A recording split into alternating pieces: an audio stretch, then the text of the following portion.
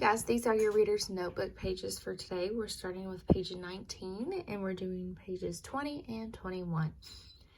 This page works with your spelling words, the long I sound.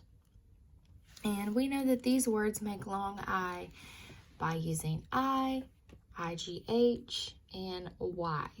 Now, the Schoology quiz that you have to do today will be very similar to this. So if you have any questions, please let me know. You're going to sort the spelling words. Put the words with long I sound, spelled I, IGH, and Y under the correct baseball glove.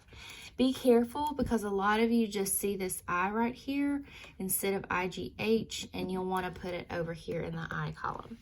So for example, the first one, night, the I sound is made by IGH, so it needs to go in the middle here. Night. Okay. When you get to each word, I would underline how it makes the I sound. So kind, I just see an I. K-I-N-D, kind. Spy, there's your Y, S-P-Y. Okay, go ahead with the columns and sort these. This is super easy. You just have to really pay attention to the letters in the word. Then when you come down to the bottom, it says circle the letter or letters in each word that spell the long I sound. So that would just be coming up here and circling I, IGH, or Y. So basically the same thing that we were doing over here. Super easy. You shouldn't have any trouble with this. So go ahead and pause to finish this and then turn the page to page 20. Okay, this is subjects and verbs. Remember yesterday we talked about how if the subject is plural, the verb will not have an S on it. And if the subject is singular, the verb will have an S. So like the trains pass the rink or the train passes the rink. Either one of those would work. The girls watch the skaters. The girl watches the skaters. The chefs mix hot soup. The chef mixes hot soup. The boys reach for a ball. The boy reaches for a ball. Draw a line under each correct sentence. The coach fixed the skates, or the coach fixes the skates. Definitely the coach fixes the skates. The kids dash around the rink, or the kids dashes around the rink. We have an S here for kids, so we don't need an S here for dashes. So it's the first one, the kids dash around the rink. So just watch for your plural and your singular.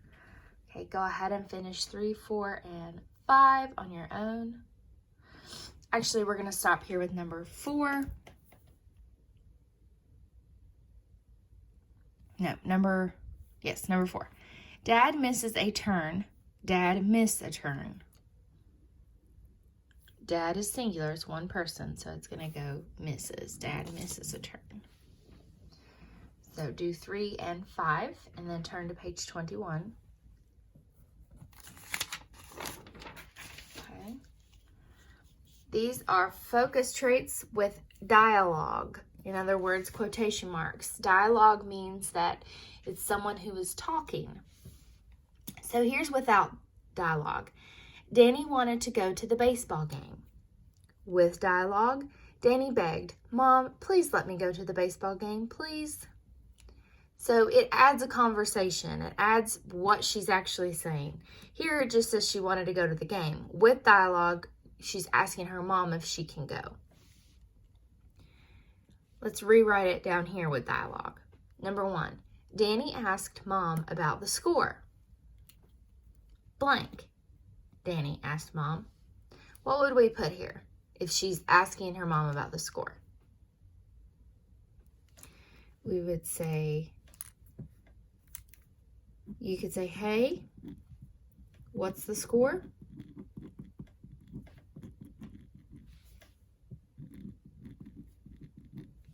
Or what's the score to the game? Something like that, to where you're asking the same thing that she wants to know. Mom told her it was tied. So we have to add Mom said down here, just like we did up here. Danny asked Mom, because you have to tell who is saying what in the quotation marks. They've already given you the quotation marks for you in this one. Mom told her it was tied. So the score is tied, Mom said.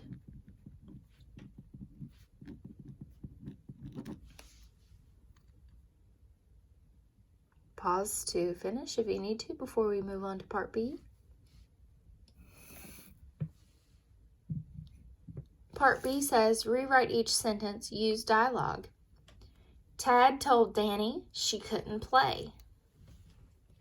So let's rewrite this one with our quotation marks, starting first. And how to make those, it's just like making two little curved lines. Really easy.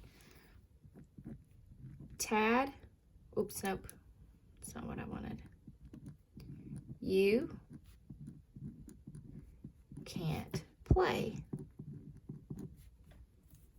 comma, and then put your quotation marks. Tad told Danny, and then you'll put your period. Now we have a full sentence with dialogue that's saying the same thing that we started with. Tad told Danny she couldn't play. Now we want to make it look like that he's actually talking to her. You can't play, Tad told Danny. They're saying the same thing. We're just putting it in Tad's voice. Danny wanted to know why. Could be something as simple as this. Why? Put your comma and your quotation marks here. Sorry, I messed up there on my why. Why, we know it's spelled W-H-Y.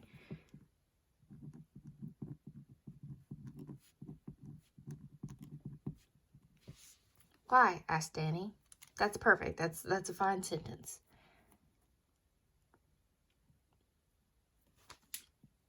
Tad says she was too young. So sit for a minute, pause this, and think about what you would write.